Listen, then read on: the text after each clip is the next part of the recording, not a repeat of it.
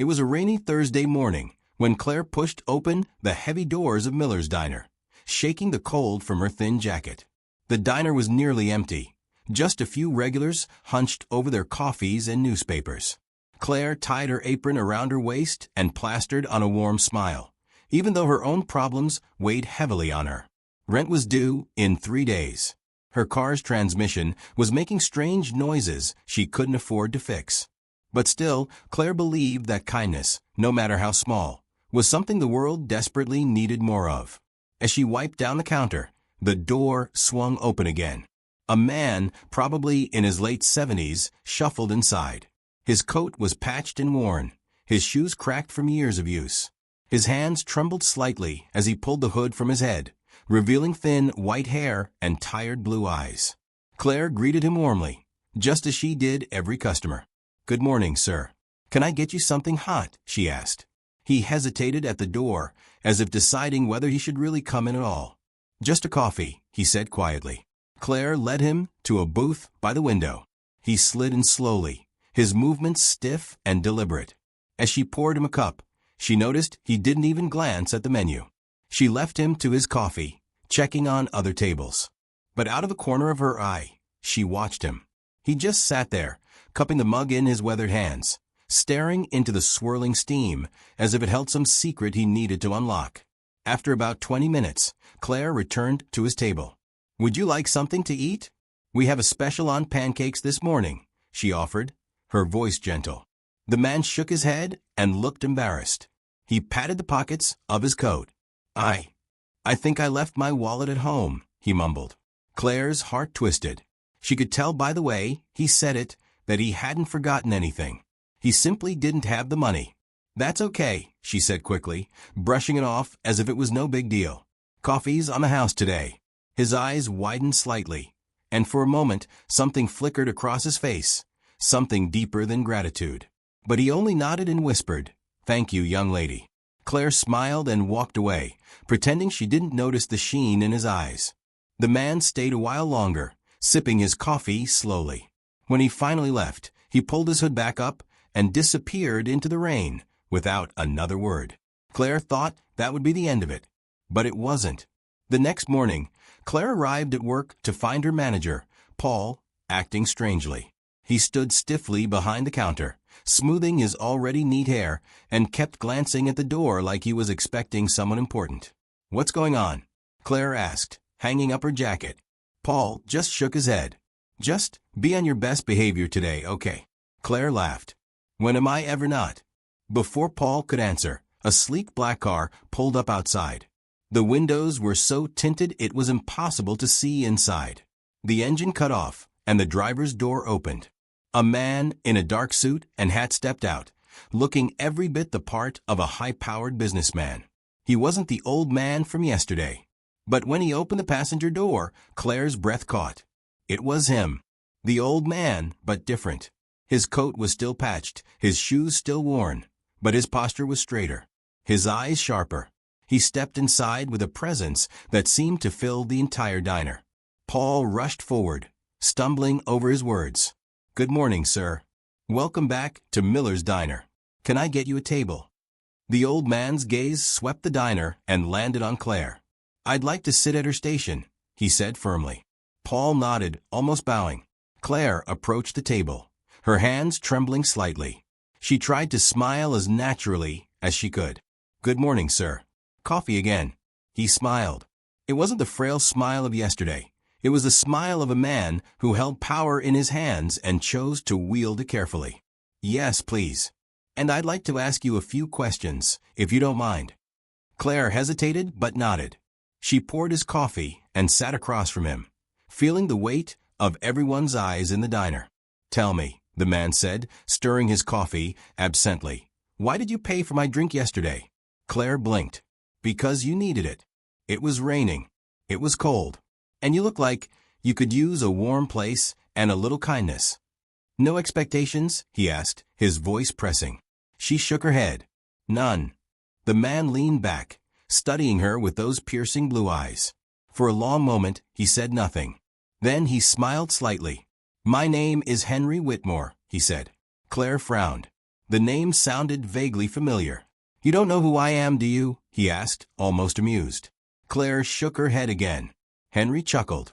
"I own Whitmore Industries. Real estate, tech startups, hospitals, schools. A few banks here and there." The words hit Claire like a truck. Whitmore Industries was everywhere. The name was synonymous with wealth, power, and influence.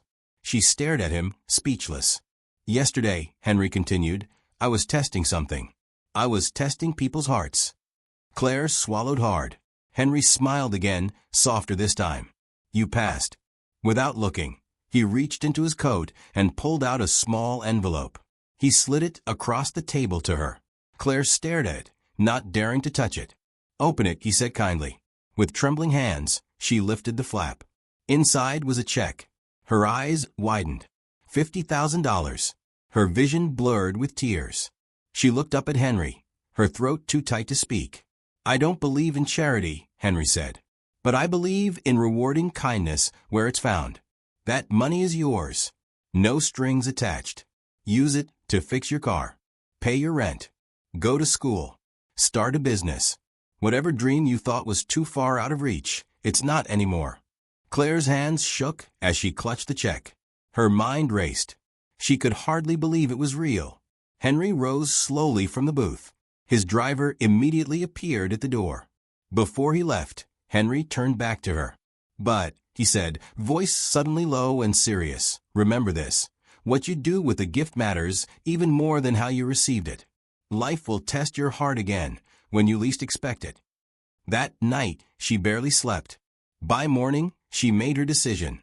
She signed the lease. The work was exhausting.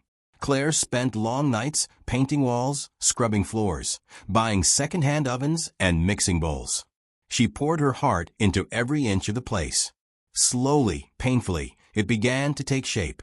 On opening day, the line outside the bakery wrapped around the block. People who remembered her kindness from the diner came to show their support. The air smelled of fresh bread and hope. But as Claire stood behind the counter, a sense of unease prickled her spine again. A man entered, different from any customer she had ever seen. He wore a crisp gray suit, but there was something cold about him. His smile didn't reach his eyes. He ordered a coffee and a croissant, paid in cash. And then, before leaving, he leaned across the counter and whispered something that made Claire's blood run cold. "You think you passed the test, don't you? Just remember, not every gift is what it seems." Then he turned and disappeared into the crowd. Claire stood frozen, the coffee pot trembling in her hand. Outside, the rain began to fall once more, and Claire realized Henry's test might not have been about kindness at all. It was about something deeper, something far more dangerous. And the real story was just beginning. Claire stood there, the cup trembling in her hand, long after the stranger had disappeared into the crowd. His words echoed in her ears, sinking like stones into the quiet places of her mind. She stared out at the street, watching the rain slick the pavement into mirrors that reflected a distorted world back at her.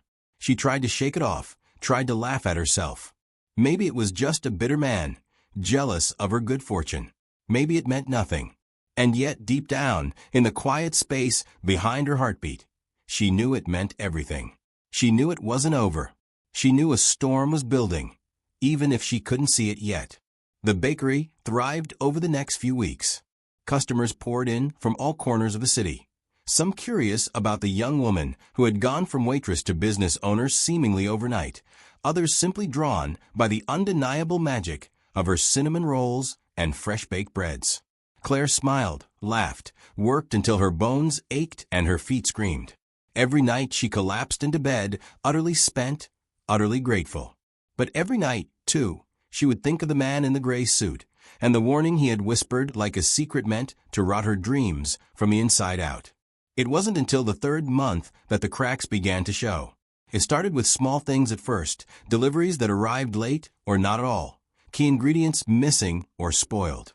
Claire chalked it up to bad luck, supplier issues, the usual chaos of running a business. But then the electrical failures began. Lights flickering, ovens cutting out halfway through baking cycles, refrigerators humming ominously in the night. She called electricians, plumbers, handymen. They shrugged and patched things up, but the problems always returned, more stubborn than before. One evening, after closing up shop, Claire locked the door and turned to find a letter slipped under the threshold. No stamp, no address. Just her name written in a spidery hand across the front. She picked it up with trembling fingers, her heart hammering in her chest. Inside a single sentence, typed on a plain white sheet. Not every gift is what it seems. Claire sank into a chair, the letter slipping from her fingers. Fear curled in her gut like smoke. Who was doing this? And why? Had Henry's test not ended with that check? Was there something more he hadn't told her? Some dark game she had unknowingly stepped into? The next day, a man in a sharp suit visited the bakery. Not the same gray-suited man from before. This one was younger, cleaner, with a salesman's smile and a shark's eyes. He complimented her bakery, tasted a muffin, and then casually dropped a bomb into the conversation. He represented a corporation, he said, interested in buying her bakery. They would pay handsomely, far more than the building was worth. It would set her up for life. No more early mornings. No more aching hands. Just sign the papers and walk away. Claire stared at him in disbelief. She had poured her soul into this place. She had fought for it. She had risked everything for it. She shook her head firmly, her voice steady. "No, thank you," she said. "This bakery isn't for sale." The man's smile didn't falter, but his eyes turned colder. He left without another word. That night, the windows of the bakery were smashed. Sugar and flour were thrown across the floors. The cash register was ripped open and emptied. Claire stood in the wreckage, the glass crunching under her shoes, tears burning hot against her cheeks. Police came and went, shaking their heads, filing reports that felt like empty promises. Insurance would cover some of it, but not all. Not the fear. Not the violation. The next morning, another letter slipped under the door. Last warning. Claire sat in the back room, staring at the wall, trying to gather the pieces of her courage. Was this what Henry had meant by life testing her heart again? Was this the real consequence of that moment of kindness in the diner? She thought about giving up, selling to the corporation, taking the money, disappearing somewhere they could never find her. She thought about her mother, who had raised her alone, working 2 jobs, who had always said, "When life tries to break you, you show it you don't bend so easily." Claire got up, cleaned the bakery herself, and reopened the next day. Business continued, but a shadow clung to the edges of it now. Customers noticed the tension in the air. Claire smiled through it, served pastries and coffee, but her eyes were always scanning the crowd, looking for danger she couldn't name. Sleep became a stranger. Every creak of the floorboards at night made her heart jump into her throat. Fear was a constant companion, whispering in her ear, telling her she was alone, she was foolish, she was doomed. And then Henry returned. He arrived without warning, stepping through the bakery door as if summoned by her most desperate prayers. His coat was dry this time, his eyes bright, his movements strong and deliberate. Claire rushed from behind the counter, anger and relief battling inside her. "You knew this would happen," she accused, her voice breaking. Henry held up a hand, calm, commanding. "I knew you would be tested," he said quietly. "I didn't know how. I didn't control it." Claire laughed bitterly. "Tested? They're trying to destroy me." Henry looked at her for a long moment, and then he said something she would never forget. "Kindness is not a transaction, Claire. It's a revolution. Every act of real kindness threatens those who profit from cruelty and fear. They want you to think kindness is weakness. They want you to abandon it. If you do, they win." Claire sank onto a stool, covering her face with her hands. "I can't fight them," she whispered. "I'm just one person." Henry knelt in front of her, taking her hands in his. "You're not alone," he said. "You never were. But you have to decide what kind of heart you want to have when this is over. Will you have a heart that stands, even when it's bruised and bleeding, or a heart that kneels to fear?" Claire wiped her tears and looked at him. For the first time, she understood the real stakes. This wasn't about the bakery. It wasn't about money or success. It was about who she was, deep down, when everything else was stripped away. She stood up.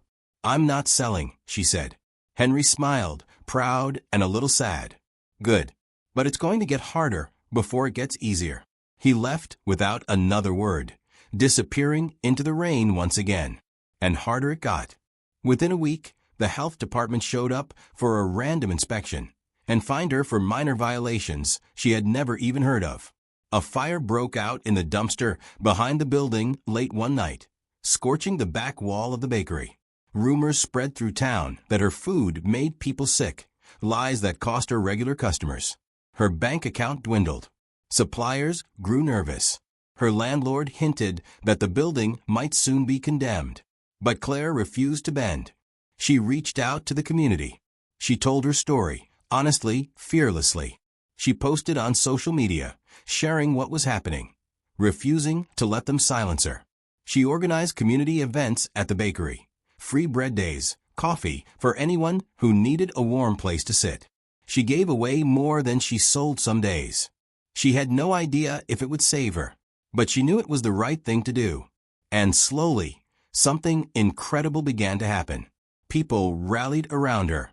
Customers who had drifted away returned, bringing friends. Donations appeared anonymously on her counter, enough to fix what needed fixing. Volunteers helped repaint the scorched wall. Local musicians offered to play live music for free on weekends. The bakery became more than a business. It became a symbol. A bright, stubborn light in a town that had grown too used to darkness. Claire worked harder than she ever had in her life. She cried, she laughed, she raged. But she never quit. One evening, just as she was closing up, she found another envelope slipped under the door. Heart pounding, she opened it. Inside was a simple card. No threats this time. Just 6 words, written in the same spidery handwriting. "Your heart is stronger than fear." Claire pressed the card to her chest and closed her eyes. She knew then that whoever had been behind the threats, they had seen it, too. They had tried to crush her. And they had failed. Outside, the rain had stopped. The night air smelled of bread and hope and second chances. And Claire realized that Henry's test had never been about him rewarding her. It had been about her finding the strength to reward herself. She locked the door behind her and stepped into the night, not afraid anymore. Because she had built more than a bakery. She had built a heart that no one could break. And somewhere not too far away, Henry watched from the shadows, a small, proud smile touching his lips, knowing that Claire had passed the greatest test of all, and that her real story was only just beginning. The next few weeks unfurled like a dream, but it was a dream Claire had earned, brick by brick, tear by tear. Word of her perseverance spread beyond their little town, reaching local newspapers, then regional television. Journalists came by with cameras, eager to capture her smile and her stubborn fire.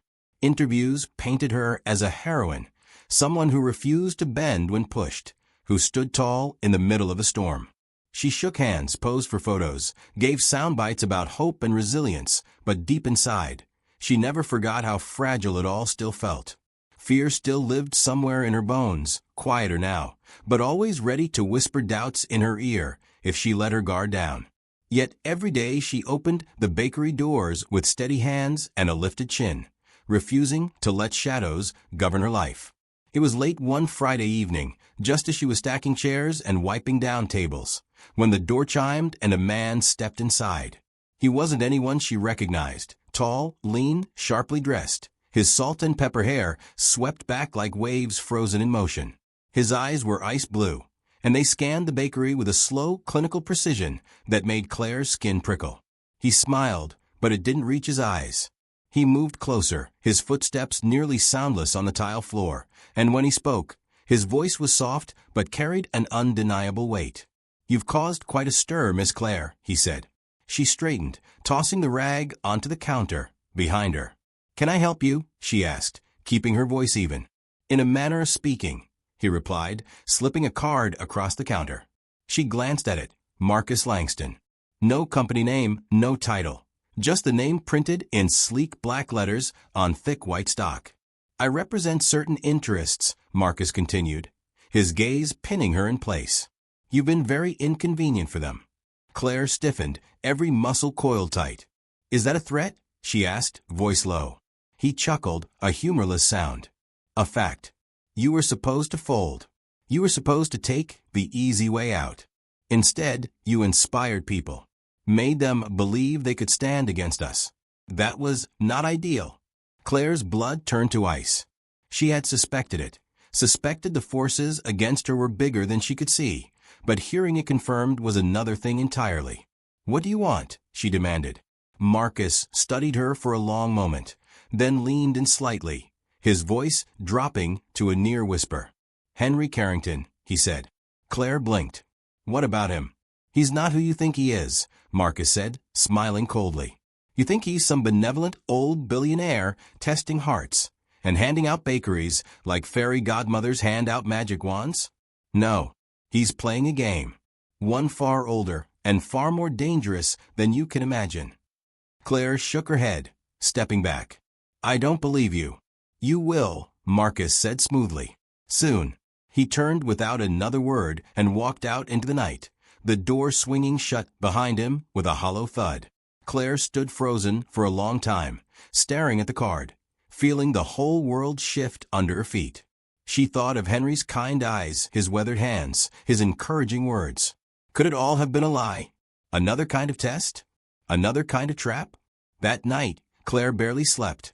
Her dreams were tangled and dark, full of shifting faces and whispered warnings. When she finally gave up on sleep and rose just before dawn, she found another envelope tucked under her door. Inside was a single key and a slip of paper with an address scrawled on it. No instructions. No signature.